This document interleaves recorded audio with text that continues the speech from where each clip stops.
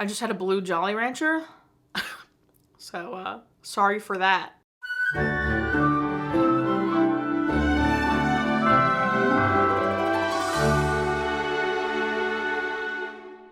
Welcome back to Every Disney Movie Ever. My name is Jess and I'm watching Every Disney Movie Ever. Today I'm going to talk about Gotta Kick It Up. Gotta Kick It Up is a 2002 Disney Channel original movie. It's directed by Ramon Menendez, cinematography by Clark Mathis, editing by Nancy Richardson, music by Craig Safan, and it's written by Nancy de los Santos-Reza, Tom Musca, Ramon Menendez, and Stu Krieger. The film stars Kamil Guaty as Daisy, Susan Egan as Ms. Bartlett, America Ferrera as Yolanda, Jhoanna Flores as Alyssa, Suilma Rodriguez as Marisol, Sabrina Wiener as Esmeralda, and Erik Alexander Gavica as Chewy. The film is based off of a real middle school dance team.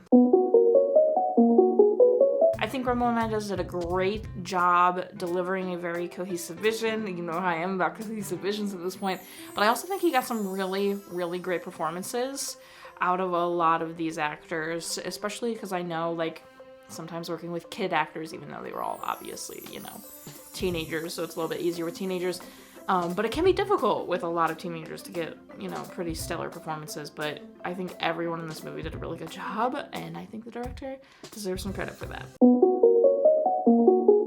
The movement was everything in this. The lighting, that could be not the best. It's pretty average lighting, pretty basic, but the movement was so good, especially in the opening scene, revealing all the characters and kind of touching on everything that's going on in the chaos of a high school and or middle school, I guess, in this case, even though it's 9th grade, which is freshman year, but that's fine.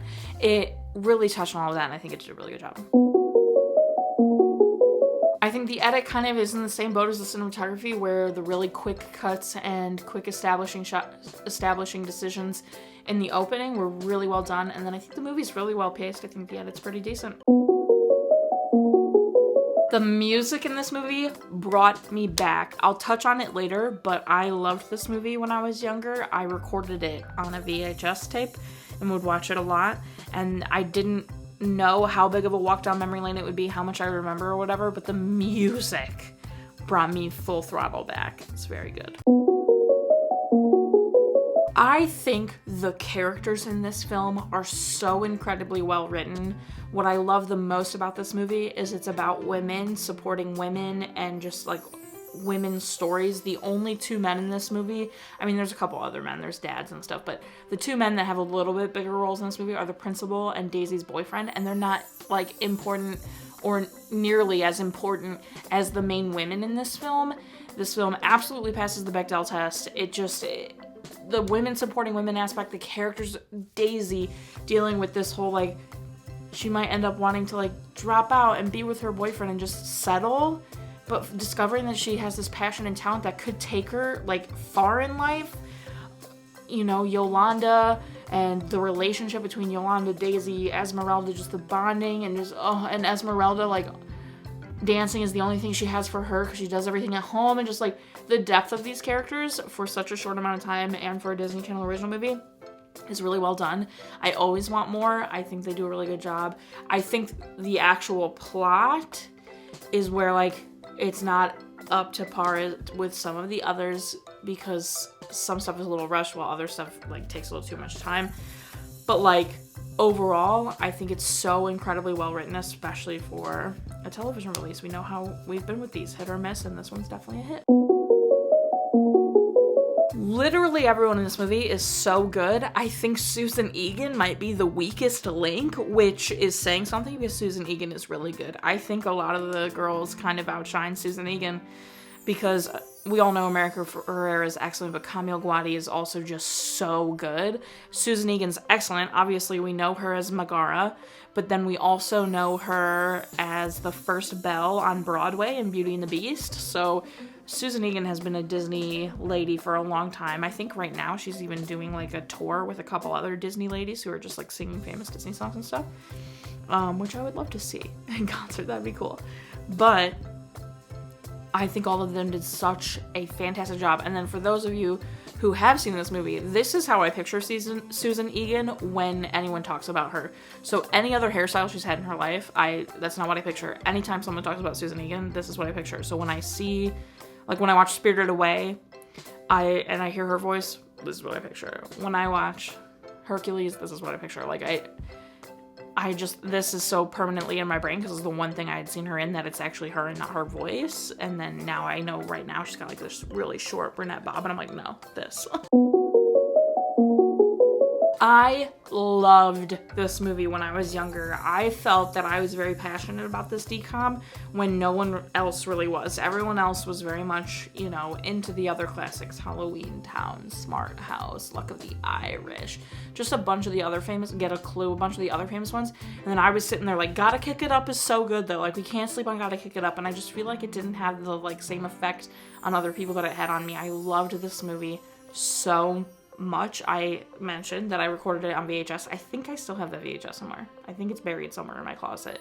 I loved this movie, like, and I didn't know how much I would remember, but the second it started, it had the same effect that Winnie the Pooh: The Search for Christopher Robin had on me, where I haven't seen it since I was since I was young. Like, I haven't seen it in years and years and years.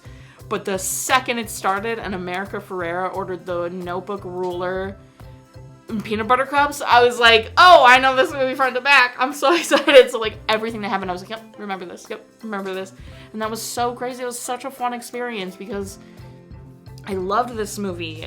I think America Ferrera being like back just in this era, being considered like the fat one is so damaging. I saw a TikTok about this recently and I was like, no, that's accurate though, because like in Sisterhood of the Traveling Pants and in this and some other stuff, she was like considered the fat friend, and no, absolutely not. 100% not.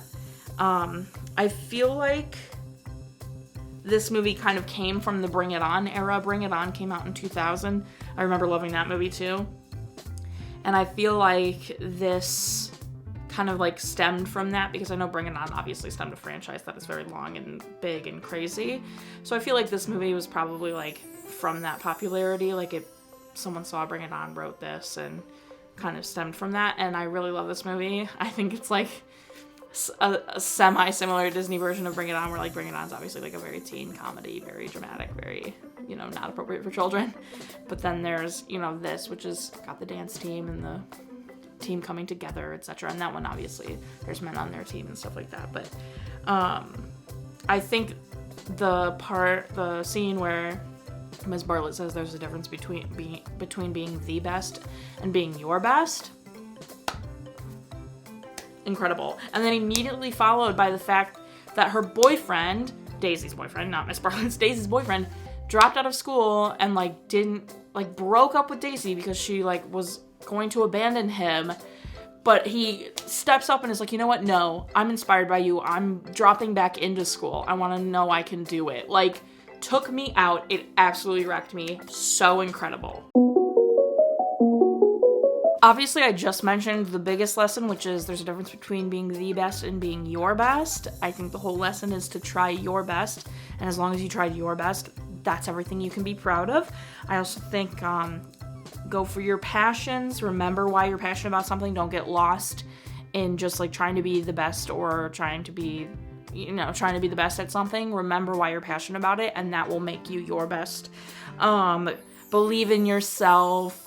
Work as a team. I think all of these things are really, trust each other. Like, I just think all of those things are really great lessons. Like, I think the fact that Miss Bartlett could be there for those girls, but those girls could be there for Miss Bartlett too. Oh, so good. It's just so good. That's everything I have for Gotta Kick It Up. I'm sure you all know it by this point. I love this movie. I highly recommend it. It's on Disney+. I think I'll probably be rewatching it going forward because I just love it so much. It's just so good. My final rating is 7 Palms out of 10. Our total movie count is... Parent death toll and cry count are still the same. If you want to keep up with the movie I'm watching when, follow me on Instagram or Twitter. You'll find out what movie I'm watching when. I put up videos every Monday and Friday and sometimes Wednesday.